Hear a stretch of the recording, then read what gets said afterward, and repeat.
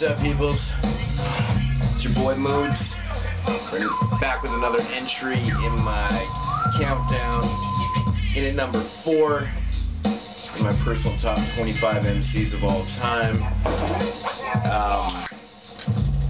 Maybe controversial at sometimes, at times, but still a legend. The self-proclaimed hip-hop artist KRS-One. KRS-One, you know what? I wasn't even watching what I was doing. Return of the Boom Bap. KRS-One, the debut, well, the official solo release from KRS-One. This is the first album after he stopped using the Boogie Down Productions name. This was released in 1993. And this is one of the most fucking fantastic boom bap records of all time, man. I could listen to this album every single day. I mean, KRS-One, this is just classic in my opinion. Still my favorite KRS-One album to date, solo material, and not including the Boogie Down production stuff. I mean, this album is just classic from top to bottom, man. You got classic tracks like Out of Here, you hear Black Cop, Sound of the Police, Mad Crew, Return of the Boom Bap, P is Still Free, Higher Level, Stop Front. Like, this album is just ridiculous, man. I mean, I really wish that KRS-One and Primo had actually done an album together, but it sucks, you know.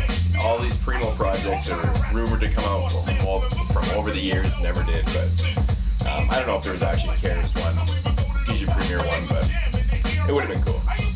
But yeah, just classic, man. It's that classic boom bap sound. If you're a fan of boom bap, you've never checked out this record, it's something you just need to go buy. It's just classic, man. KRS-One, he attacks with, you know, just conscious hip hop, man. That's all it is. Just tells it how it is. I love this record so much. Next up is, I guess, the sophomore record from KRS-One, the self-titled album. Which I always thought it was funny that he did a self-titled album. I always find it funny when anybody does a self-titled album that isn't their first record. Always weird to me. Yeah, this album is fantastic. Definitely my second favorite KRS-One album.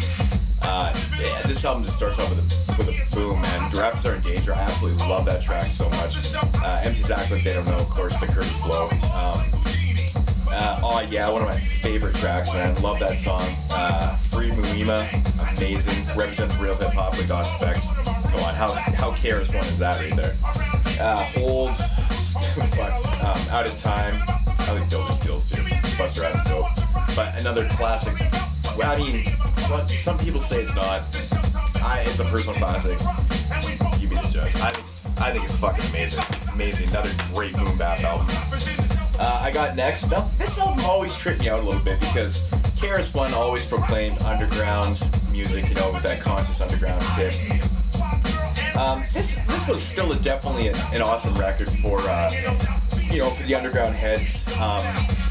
Even though Step Into a World just blew.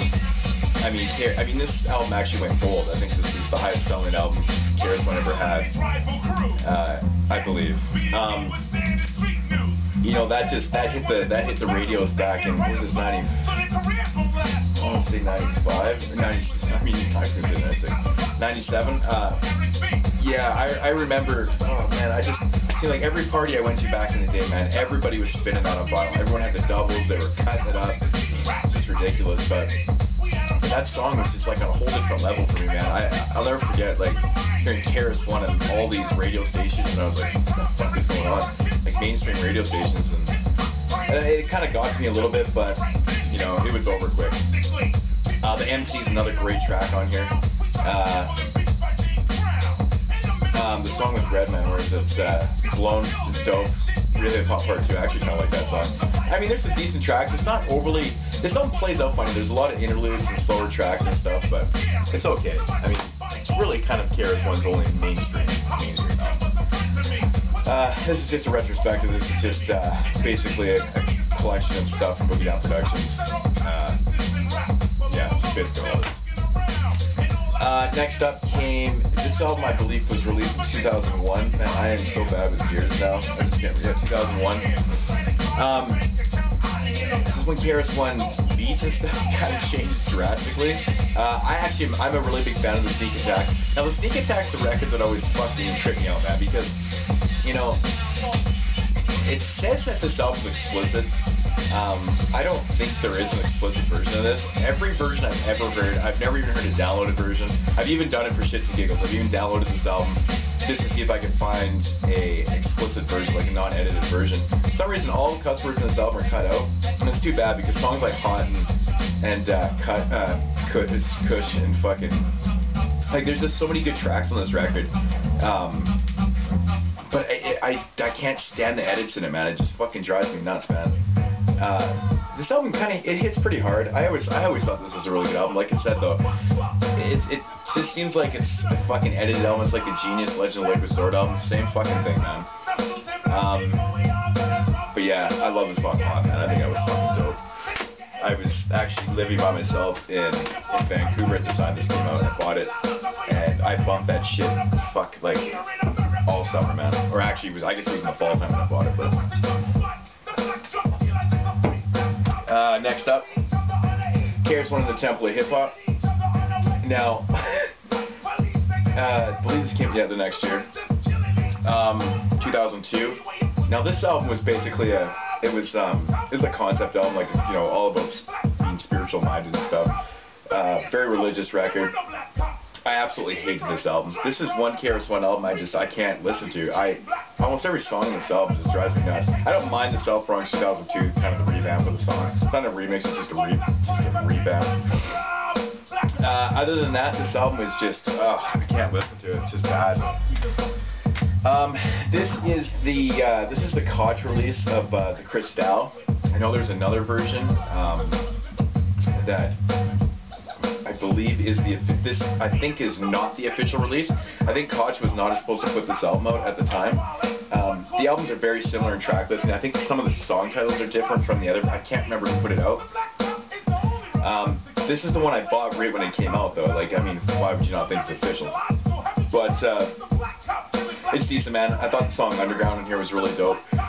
Once again, you know, KRS-One was not of old, but this still did have some pretty decent tracks. You know, it's kind of getting away from the whole boom bap thing so much right in like the early 2000s, but then again, like, I always refer to this time as the worst time in hip hop, man. Between, like, you know, 2001 to 2004 there was some bad years though.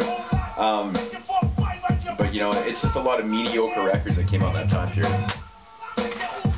Now this is an album put out by X-Ray. It's called Digital. This is basically just a bunch of, there's a few unreleased tracks on here, a couple remixes and stuff. Like the Whoop Whoop Showbiz remix on here. No Whack DJs, Free Mumia, Oh Yeah, which is a remix. It doesn't say it's a remix on here. It's totally a remix. Now this one's always been interesting to me. I've never been sure if this is actually an official KRS-One album or not. I guess I just didn't really care because there was some pretty dope tracks on here. Because KRS-One, there's a lot of unofficial releases around that these companies have put out. I know that KRS-One did not, sanction to have put out, but I think this might actually be official though. It does have some decent remixes though, I gotta say, and it's got that 90s feel to it. Actually, it's very 90s feeling. Keep Right. This came out in, what was it, 2004? Actually, I'd like to discard on this. It's 2004. The record, love that. Legal Business Remix, 2004. This was an album I could never really get into, man. You know, KRS-One has done a lot of good records. In my opinion, people seem to write him off for his albums lately, but I always find these middle 2000 albums were kind of worse than what he's putting out now. But I don't know. This album has a lot of really short songs. It feels a little rushed. I didn't mind the song Fucked on here. But otherwise, a very forgettable record. KRS-One Life. Now this has that really fucking kind of hyped up kind of feel to it. It kind of abandoned the whole boom bap.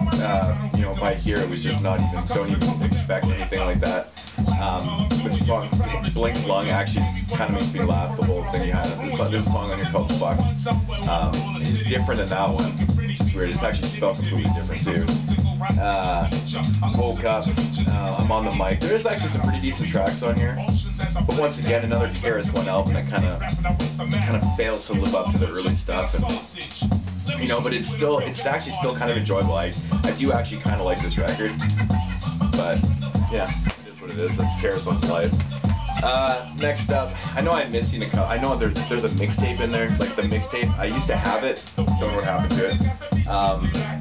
It's got the instrumental record, which is really actually pretty dope. I really like that. I've just never owned that for some reason. I believe they're around this time, anyways. The instrumental record, I believe, came in the late 90s, though. 2007 Koch record. The album he did with Marley Marl. Finally squashing the beef after like 20 fucking years. There's a lot of hype behind this record. I think that was kind of what hurt the overall effect of this album. I mean, a lot of people really wanted to fucking hear KRS-One, Marley Marl, you know, that whole Cheese crew, Cooking on Productions beef. Squash, see what they're gonna do with this.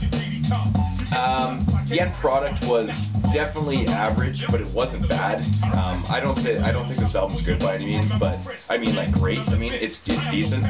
I do like songs like Rising to the Top, Hip Hop Lives, Teacher's Back. I like the Victory Black Photo on there. It's so sick that he's got a fucking Busy Bee on here though. That fucking blew me away that he actually had a cameo on here, or did it first, but it's better than a lot of people give it credit for, to be honest. People shit the fuck on this record so hard when it came out, and I was like, wow. But overall, I don't mind this album. It's not bad. I do recommend this album, actually. Adventures in Emcees. Now this is just a fucking piece of trash, man. The beats are so fucking bad on this album. This is another one of these KRS-One records that I don't know what the fuck is up with this shit. 2008 garbage. This is just shit, man. The only song on here I actually thought was decent was The Real Hip Hop with Nas. And that was about it, man. And that song's not even that great. It's trash, shitty album. Maximum Strength. This album really fucking tripped me out, man, because it's got 12 songs on it. This album's not bad. Honestly, it's not overly bad. It's just really short. It's got 12 tracks and it's about 33 minutes long. So do the math. That's not even 3 minutes a song. But it's not bad though. Like that's the thing. I do like the song New York, Pick It Up, Beware. Hip Hop, of course, it's got a song called Hip Hop on here. But it's not bad. It's just got. It seems like it's kind of lacking direction for. You know, it should have a few more verses in it to kind of make the album feel like a little more like. It almost feels like a fucking EP. It's so short, man. But it's not bad. I actually didn't mind this. This is another one that got really shit on my KRS-One. Now here's an album that, oh man, so much talk about this, because at the time Buckshot was killing and he was doing his albums with 900, of course, Little Brother, which I do enjoy those albums. I actually do like the first one better than The Formula, which people always give me flack on that. But anyways, that's off topic. But anyways, of course, I'm talking about Buckshot, the KRS-One Buckshot collabo record, Survival Skills. Fuck, one of the worst covers I've ever seen on an album. It's just so cheesy. It's so cheesy. I like cheesy, but this is fucking bad cheesy. You know what? I actually did like this album a lot. I listened to this album a lot, man. For some reason, I did like some of the production. I liked Robot on here. For once, I actually liked the fucking Havoc beat. We Made It, man, produced by Illmind. I like Illmind's beats, man. One Shot with Pharoah Monch, produced by Notch. I'm not a big Notch fan, to be honest, but it wasn't bad. Oh Really, featuring Slim Philly. Everybody knows I find Slim Philly nowadays to be super boring, but produced by Marco Polo, awesome track. Clean Up Crew with Rock and Help Scale, produced by Illmind. Fucking, there's a bunch of really good songs in here. I think that, you know, I think a lot of people were saying that Buckshot didn't have a lot of verses in this. I think that's what a lot of people were saying. I'm like, it seems kind of 50-50 to me, but I don't know. But I do recommend Survival Skills. I think it's decent. It's got pretty decent production on it. And then comes to the KRS-One True Master collabo record. I'm sorry if any of these are out of order. I don't know, but no, I think this might be right. 2010, released on Fat Beats. True Master, of course, being a Wu-Tang affiliate producer. True Master's done a lot of really good fucking stuff in his career. Now this is an interesting one. Like, I think I talked about this on a video before about, I think I was talking about the Master Ace, collabo record, with NOG. Now, that thing applies to this. Now, what I said about that is, if you take out, I actually prefer listening to albums on CDs, but for some reason, that record, I prefer to listen to it on an iPod because you can take out all the interludes and the whack track at the end. And it actually plays out like a pretty decent album. Now, this is a perfect example. This album has 20 tracks on it. There's only 10 songs, so every second track is an interlude, but they're not even fucking... They're just not interesting, to be honest. Like, they could have done without it. I don't know why they didn't just do 2 or 3 more songs, make a 13-track album. Fuck the interludes. But this one, I played on the iPod, and I don't mind it, to be honest, man. It's not the best thing in the world. But I don't find it overly shitty or anything. I think a lot of people are off put, man. They were listening to this on CD, find themselves skipping every fucking second track. It's really annoying. And then I would say probably halfway through, you probably lose interest and you just you don't even skip anymore. You just listen to it and it's boring. But Metahistorical is not bad though. Like I said, I usually don't like to listen to albums like that. I'd rather listen to CDs, but I do like this album though. It's not bad. I'm kind of biased. I'm one of the hugest DITC fans in the world. So when I found out that Showbiz and KRS-One were doing an album together, I was fucking stoked, man. Showbiz's production of the last few years has been hit and miss with me a little bit. Kind of like Buck Bob's, I guess, a little bit too. But I was fucking very impressed with the Mugshot music, the preloaded mixtape and the EP and stuff that Showbiz and AG put out earlier. I think it's fucking phenomenal. But getting back to this track, Godsville, another album that got completely fucking shit on and trashed by all the hip-hop elitists. I fucking like this album, man. What can I say? I think it's fucking totally underrated. I think people are shitting on this for no reason. I probably could have done without the remixes at the end. You know, I mean, it's another really short record, to be honest, man. There's 11 tracks without the 2 remixes on here. One of them's an intro, so there's really only 10 songs. It plays out very short. I do like the Truth, man. Show Power's awesome. Improve Myself, the Touch version is dope. We love this. I think there's dope tracks on here. Give this one a try. I do recommend it. I am happy to see that KRS-One is doing a lot of collabo records, though. I think it's pretty fucking dope. Speaking of collabo records, KRS-One, Bumpy Knuckles, Royalty Check. Everybody knows I'm a big Bumpy Knuckles fan. I'm obviously a huge KRS-One fan. So this was an interesting collabo. I never thought this was actually ever going to drop. Now this was recorded. Oh shit! I think this was recorded a few years before or something like that. I mean, obviously it's not their best work. It does seem kind of put together a little bit. But overall, it's not bad. I actually really enjoyed this. This is, I think this is an exclusive to 682 Records. I believe that's the only place you can get it.